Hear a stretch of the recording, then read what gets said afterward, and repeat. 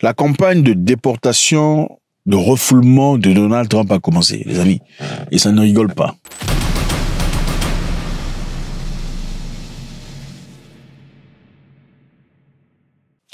Ça ne rigole pas, ça ne plaisante pas. On a fait une liste des pays, des gens qui sont refoulés. Très, très intéressant. Dans le rapport, on a fait un rapport ouvert par le ICE, qui est l'Office de l'immigration américaine, qui déclare que 1 million de personnes seront rejetées. 1 million de personnes seront renvoyées à la maison. 1 million de personnes. Incroyable. Et beaucoup d'Africains d'ailleurs. Donc, le rapport a révélé qu'il y a plus de 3690 Nigérians qui seront renvoyés chez eux parmi 1 400 000 personnes. Et la liste est très claire. M. Trump ne rigole pas. Ses intentions sont très claires. Il les a signifiées à travers multiples campagnes présidentielles. Il a dit qu'il va porter le projet le plus grand d'expulsion que l'Amérique ait jamais connu. Et si vous vivez aux États-Unis d'Amérique, je pense qu'il est temps de commencer à se préparer. Et surtout de faire le bon choix. Et on va voir c'est quoi les choix qu'on a. Et les choix sont là, les choix sont nécessaires. Donald Trump, il y a quelques jours, a renvoyé des Brésiliens au Brésil. Depuis le début du vol jusqu'à la fin, ils étaient menottés. Ils n'avaient pas le droit de partir aux toilettes. Pas d'eau à boire. Assis. Comme des brigands, des bandits. Parmi eux, il y avait des ingénieurs et des docteurs qui n'ont rien fait de mal. Ils sont arrivés au Brésil tout mouillés. Et c'est le gouvernement brésilien qui a ordonné à ce qu'on les déménote. C'était la seule chose qu'ils pouvaient faire. Ils demanderont des explications au gouvernement de Trump. Les amis, je pense que le temps est venu de réfléchir. Il y a beaucoup de choses essentielles, on va essayer de voir. M. Trump avait dit dans son discours, we're tracking down the illegal alien criminals, we're detaining them and we are throwing them the hell out of our country. We have no apologies and we're moving forward very fast. They're very dangerous people. Il faut prendre quelqu'un pour ce qu'il est et arrêter de réfléchir bêtement, ok? Ce n'est pas la politique. Ce n'est pas la politique, c'est sa nature. Et on va essayer de voir si c'est la nature ou c'est la politique. Je vais vous laisser réfléchir à votre place, ok? Qu'est-ce que Trump a dit? Trump a dit, s'il reprend ses fonctions, il intensifiera l'inquiétude au milieu des immigrés. Il a dit ceci dans sa campagne présidentielle, j'ai cité. Ils empoisonnent le sang de notre pays. Voilà ce que Trump a dit, ils empoisonnent le sang de notre pays. Ce qu'ils ont fait, ils empoisonnent les établissements psychiatriques et les prisons du monde entier. Pas seulement aux Amériques. Pas seulement les 3 ou 4 pays que nous pensons. Il ne voulait pas citer les pays ici, évidemment. Mais partout dans le monde.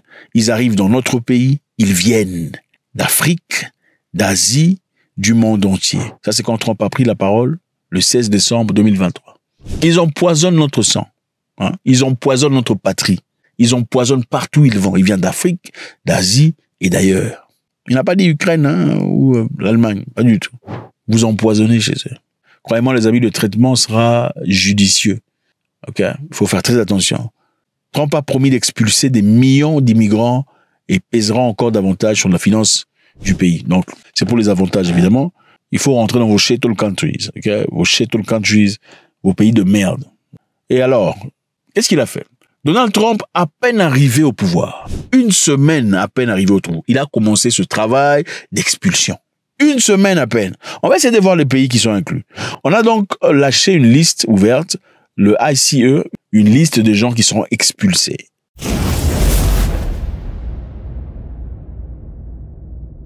En citant les pays. On va essayer de voir. La Tunisie, ok, avec 160 personnes. Alors, vous pouvez plus fuir. On va vous arrêter, on va vous balancer. On vous connaît. Ouganda, 393 personnes. La Zambie, 174 personnes. Le Zimbabwe, 545. Saint-Lucie, 202. Vincent Grenadine, 127. Soudan, 1012. Tanzanie, 301. Togo, 427. Djibouti, 29. Égypte, 1461. Guinée équatoriale, 420. Érythrée, 973. Eswatini, 6. Éthiopie, 1713. France, 402. France! Mais c'est intéressant. Ben, écoutez, généralement, c'est quand les Français, ils vont dans d'autres pays, on les appelle quoi? Les expats, non? Ils sont expatriés. Les Français illégaux au Sénégal sont des expats. Mais un Sénégalais en France, c'est un immigré, un immigrant, un demandeur d'asile. Incroyable. Eux, c'est des expats. Mais vous, chez eux, ils sont... enfin, bref. Mais aux États-Unis, ça rigole plus. Trump dit les Français doivent rentrer. 402 Français doivent rentrer. Donc, vous comprenez que l'immigration, c'est pas seulement les Noirs qui les font.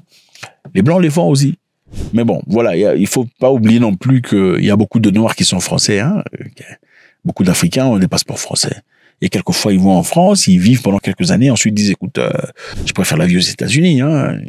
Ils prennent leur clic et leur claque et vont s'installer aux Amériques, hein, puisque quand on est français avec son passeport, bon, je sais que maintenant c'est un peu plus compliqué, mais dans le passé, on pouvait facilement partir aux États-Unis sans nécessairement avoir un visa, n'est-ce pas? Alors, point d'interrogation. La Finlande, 22.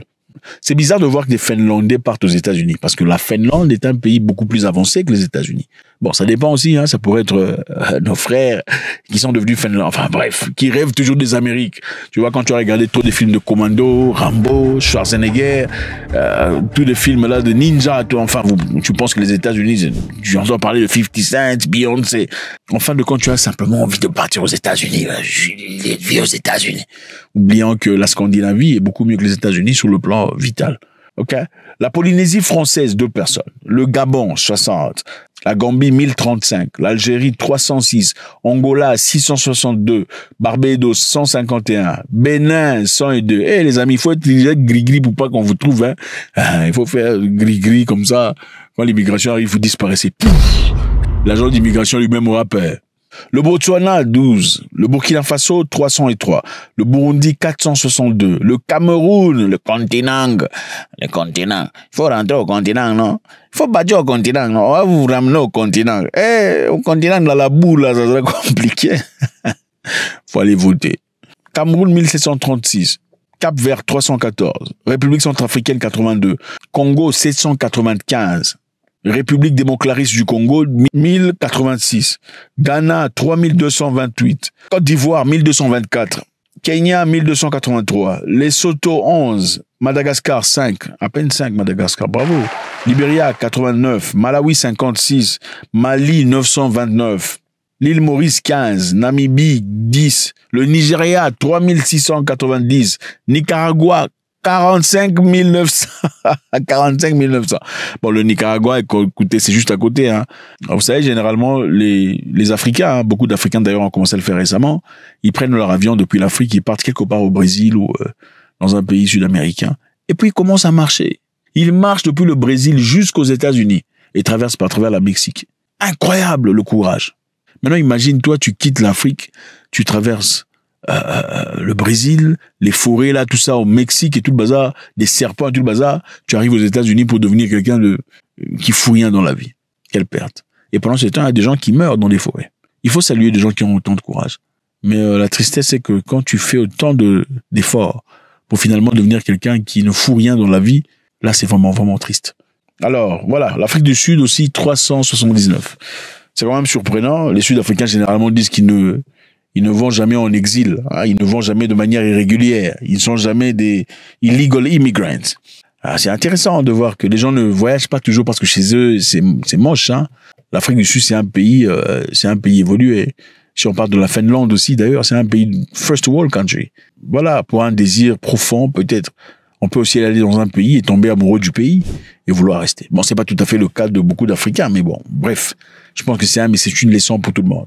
Alors, ce qui est intéressant ici, c'est quoi? Il y a 2 façons de faire les choses.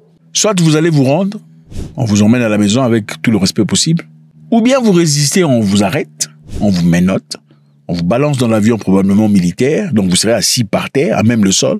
Il n'y a pas de tout ça là, hein, non. Comme des sacs de pommes de terre. On vous renvoie chez vous à la maison et on vous frappe 20 ans d'exclusion des États-Unis.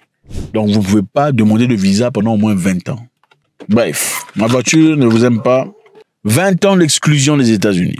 Soit vous allez vous-même, gentiment, poliment, vous allez vous présenter auprès des gens de Donald Trump, ou bien vous attendez, vous vous cachez, vous pensez que vous êtes malin, on va vous frapper 20 ans et vous ne partirez plus aux États-Unis d'Amérique. Moi, je pense que le second est préférable.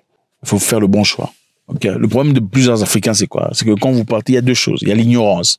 L'ignorance, c'est que quand vous partez ailleurs, aux États-Unis et tout ça, beaucoup de gens pensent que vous partez vous enrichir. Vous rentrerez à la maison très rapidement enrichi, avec tout ce qu'il y a comme ressources. C'est ça. Les gens vendent leurs parcelles pour envoyer les enfants aux États-Unis, n'est-ce pas? Espérant qu'en rentrant, il deviendra riche. Ok? Et ensuite, il y a la malhonnêteté. Ceux qui partent ailleurs, en Europe, aux États-Unis, ils commencent à prendre des photos devant les maisons des gens. Et envoyer en Afrique, prétextant que c'est sa maison. Voilà la nouvelle maison qu'il a achetée à Chicago. Ah, il a aussi acheté un appartement à Massachusetts. C'est ça. Maintenant, on va vous balancer à la maison, vous n'avez pas d'argent. Les gens ont du mal à rentrer chez eux à la maison. C'est généralement pour ça, parce que l'impression qu'ils ont donnée sur les réseaux de médias, les médias sociaux, ne correspondent pas à leur réalité. On peut faire semblant d'être pauvre, mais on ne peut pas faire semblant d'être riche. Parce qu'il y aura des choses qui vont manquer. Dans la richesse, il y aura peut-être des montres qui manqueront, des belles voitures, des grandes maisons. C'est difficile. On peut faire semblant d'être pauvre, mais on ne peut pas faire semblant d'être riche. Parce qu'on va vous remarquer, pendant 2 heures, on vous dit, ah, ce monsieur-là, il n'a rien.